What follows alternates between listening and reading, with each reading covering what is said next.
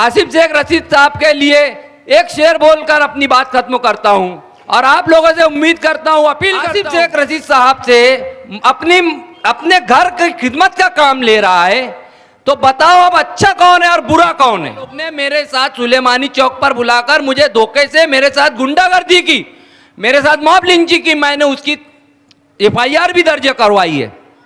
अब आप लोग बोलते हो कि मजलिस का, अरे ये इलेक्शन मजलिस का नहीं है, ये इलेक्शन मैं नहीं चाहता कि सियासत की वजह से किसी आलिम का रूहानी और मजहबी नुकसान में इजाफा हो, और ना ये आप लोग चाहेंगे। इकरा का मतलब होता है पढ़ो, हुक्म है, ये हुक्म से शुरू हुआ है अपना दिन।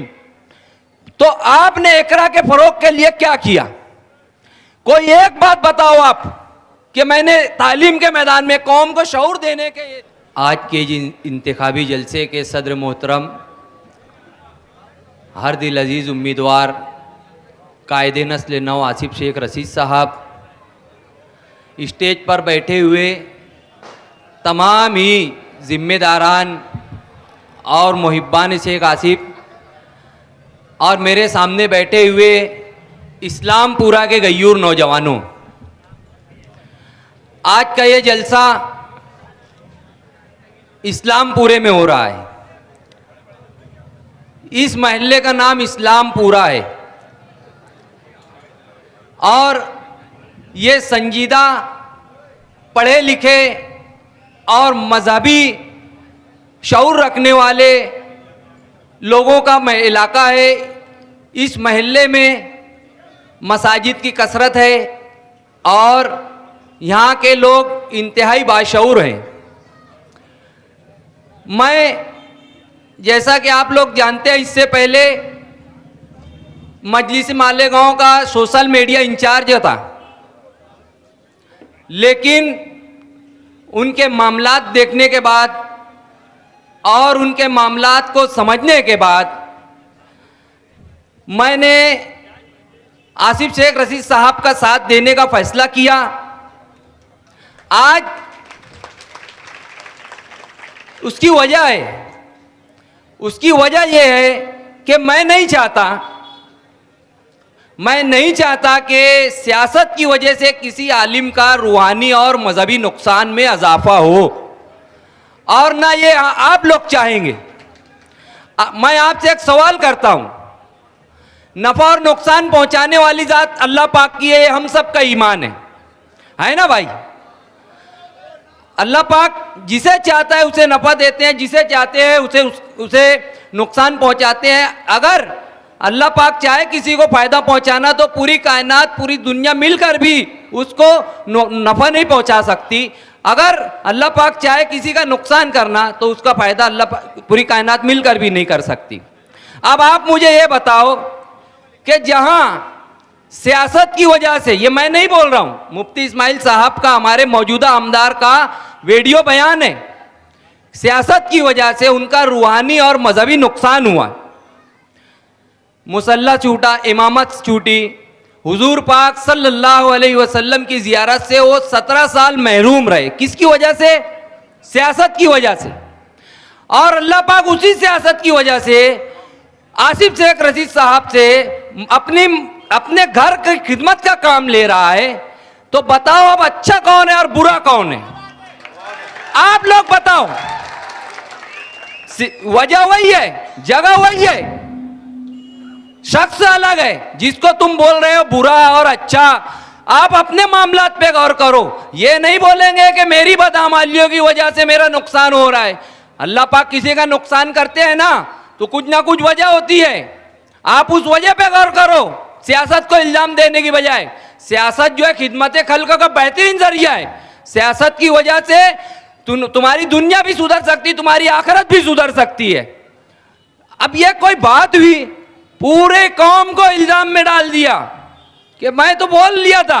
अब जिन लोगों ने मुझे वोट दिया, जिन लोग मुझे सियासत में रखने का सबब बने, अब उनकी जवाबदारी। ये बहुत बारीक मंतिक है और इसी मंतिक पर से मैंने जब एतराज उठाना शुरू किया तो यही मुफ्ती इस्माइल के गुंडे लोग ने मेरे साथ सुलेमानी चौक पर बुलाकर मुझे धोखे से मेरे साथ गुंडागर्दी की, मेरे साथ मॉब लिंचिंग की, मैंने उसकी FIR भी दर्ज करवाई है। अब आप लोग बोलते हो कि मजलिस का, अरे ये इलेक्शन मजलिस का नहीं है, ये इलेक्शन मजलिस का है नहीं। जो भी मजलिस के चाहने वाले वो अपने दिमाग में बात को ठान ले, ये सिर्फ अपने अपने पर्सनल एजेंडा पूरा करने का काम हो रहा है और इसके अलावा कोई नहीं है। वरना मैं उन गैरतमंद मजलिसियों से सवाल करता हूं जो असदुद्दीन अवैसी साहब की मोहब्बत में आज मुझसे भी अपील करते हैं कि भाई वापस आ जा, वापस आ जा। असदुद्दीन अवैसी साहब ने जब औरंगाबाद में मुफ्ती इस्माइल कासमी साहब का टिकट फाइनल कर दिया था तो क्या जरूरत थी तुमको दिल्ली और मुंबई दौड़ दौड़ कर कांग्रेस का टिकट लाने की? मेरे सवाल का जवाब दो। जो लोग समझ रहे हैं कि इलेक्शन अच्छाई और बुराई के नाम पर हम करके जीत जाएंगे, तो उनको ये बात अपने गिरबान में पहले झांकना चाहिए। और मैं आसिफ शेख रशीद साहब के लिए एक शेर बोलकर अपनी बात खत्म करता हूं और आप लोगों से उम्मीद करता हूं, अपील करता हूं कि किसी के बहकावे में ना आए, किसी अज़बियत पसंदी के बहलावे में ना आए। अज़बियत पसंदी को अल्लाह ने ना पसंद किया, ना अल्लाह के रसूल सल्लल्लाहु अलैहि वसल्लम ने पसंद किया। ये इलेक्शन अपना नुमाइंदा चुनने का है और नुमाइंदा सलाहियत को देखकर चुना जाता है, ना कि लिबादे को देखकर और अपने वाला बिरादरी वाला ये सब देखकर चुना नहीं जाता।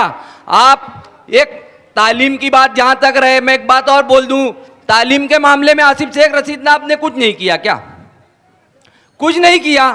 स्कूलों में किताबें बांटी 5 साल, स्कूलों में कंप्यूटर दिए 5 साल, और आज भी 3 करोड़ रुपए के फंड से नेट का स्टडी सेंटर का काम चालू है अब हजार कोहली में।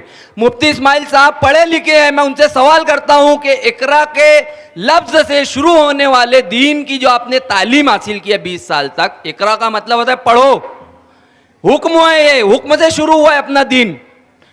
तो आपने इकरा के फरोग के लिए क्या किया? कोई एक बात बताओ आप कि मैंने तालीम के मैदान में कौम को शऊर देने के जिम्मे में कुछ कोशिश की होंगी, तो आप एक बात बताओ, एक मिसाल दे दो। वही road gutter, road gutter, road gutter, ये तो कारपोरेशन के काम भी है ना, कारपोरेशन लोग भी कर लेते हैं ये सब काम। तुम तो एमएलए है ना, तुमको चाहिए था कि अपने मेयार के मुताबिक कुछ तामीराती काम देते। मैं आप लोगों से अपील करता हूं कि आसिफ शेख रशीद का साहब का साथ आंख बंद करके दे, पूरे यकीन के साथ कि ये शहर के लिए, कौम के लिए बहुत कुछ कर सकते हैं, किसी बहकावे में ना आए। मैं इतना ही बोलकर, एक शेर बोलकर अपनी बात खत्म करता हूं कि अमवाज हवादिस ने बहुत चाहा था डुबो देना, अमवाज हवादिस ने बहुत चाहा था डुबो देना, मालिक का करम देखो हम और उभर आए। अस्सलाम वालेकुम।